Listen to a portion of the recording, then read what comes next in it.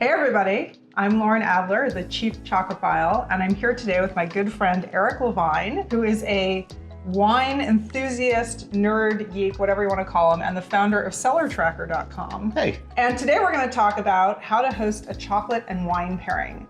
But before we get started, I want to find out a little bit more about Eric, who is the founder of cellartracker.com. So Eric, I've known you a long time. Yeah. I actually don't know how you got into wine in the first place. I think like a lot of people, I enjoyed wine, but generally found it to be a really intimidating topic. My wife and I went bicycling in Tuscany. It was 1999. We were in Castellina and Chianti, right at harvest time, just in the gorgeous hills. And actually someone organized a tasting of 4 wines, different than what we're gonna taste today. But it was basically a Chianti, Classico Reserva, a Vino Nobile di Montepulciano, and a Brunello di Montalcino. And so I just naturally assumed all 4 of these are gonna taste exactly the same.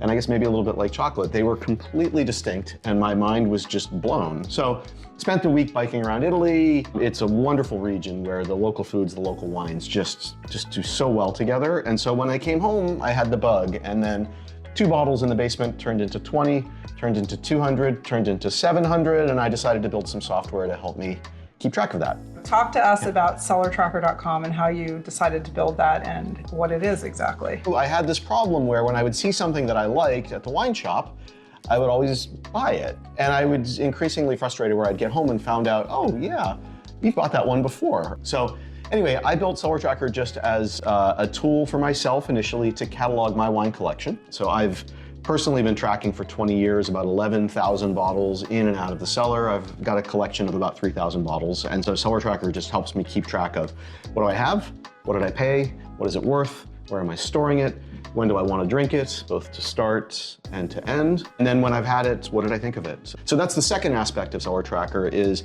so you're this community of hundreds of thousands of wine collectors, all keeping track of what they have, but they also see public notes from other people. So it's a little like TripAdvisor or Yelp on the wines that are in their collection. Now we're going to talk about how to host a chocolate and wine pairing. And make sure to check out our other video where we do the pairing. But right now we want to give you some tips and tricks and help you understand some ways to go about it. So let me ask you this, have you done many chocolate and wine pairings? Like 1, and not even like a full pairing. I did like a bunch of wines that we thought might go okay with chocolate. Okay, yeah, and I think, for me, it's interesting because, I had my retail store, I had a lot of customers, and people love to drink wine and chocolate. They're 2 things they really enjoy.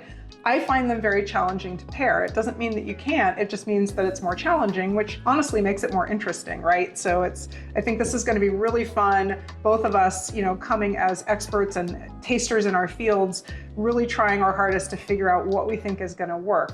And what I always say about pairings is, it's really about the process, right? So we're gonna try a lot of things. We don't know if they're gonna work until we taste them. Like Eric sent me wine notes from the wines we're gonna taste, but he doesn't really know until he tastes them if they're gonna taste like that. And then I picked out some chocolates, but I don't really know how they're gonna work with those wines. But again, I think the fun is in going through the process, right? You can have a party just trying everything, and some things are gonna work and some aren't, and that's okay. So when people come to me and say, I've got a really big red wine, I wanna pair it with some chocolate, I will suggest that first of all, when you're doing a pairing, and we've kind of done this here today, we've only got 2 wines, right? We've got 2 wines and then we've got 6 or 7 chocolates. So if you had 6 or 7 wines and 6 or 7 chocolates, that starts to get overwhelming, doesn't it? Yeah.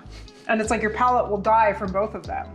Absolutely. Right. So what I tell people is put your stake in the ground, right? So either pick the wine or the chocolate as your main thing. And in this case, well, neither one is really the main thing, but they're both fabulous. But we've picked 2 wines and we're gonna try them with 7 different types of dark chocolate and to see what works. And we're not really gonna know until we give it a try.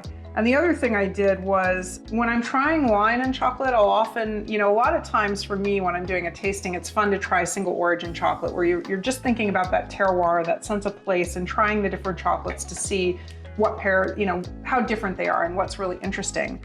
But I find with wine, I tend to like to bring more inclusion bars to the table, like chocolates that have things added to them, often savory things. So some of the bars we have here have things like wasabi, jalapeno in them, because I think having some of those savory notes I've found often work really well with wine, but you don't know again until you try. What about palate cleansers? How do you go about that with wine? So there's wine tasting versus like wine with a meal. So when you're having a meal, the wine is meant to serve the meal, right? Like the food will both coat your palate a little bit and the wine will cleanse that and vice versa. If you're doing tasting where you're, because I'll have tastings where I'll do 20, 30, 40 wines over the course of a few hours, water and maybe a bread or a cracker, just something to just cleanse your palate and sort of reset a little bit. Yeah. And for chocolate tasting, it's similar. When you're doing a pairing or a tasting, it's warm water because you don't want ice water because the cocoa butter, you want to try to get that out of your mouth after each thing. Today we're going to be using table water crackers, but there was a contest I judged, the International Chocolate Awards, where they have us make soupy polenta. The theory is that it neutralizes the pH in your mouth. And at first I thought, oh my gosh, I'm going to be tasting all this chocolate, eating all this polenta, but it actually works out really well. You're just, putting a little bit in your mouth. And interesting. So you're talking about it almost as a way to like neutralize and reset your palate. Whereas with wine, it's more, especially if you're doing a tasting, and which often people do with young wines, it's really just trying to refresh it because the alcohol, the tannins, some of those big things will sort of beat your palate down. All right, so just some final words when you're hosting a chocolate tasting, or chocolate and wine pairing in this case. Put a stake in the ground, pick a couple of one of the things. In this case, we've picked 2 wines and 7 chocolates. Makes it easier. Sit down and give them a try. But I think like any food, fine food, you want to use all 5 senses, right?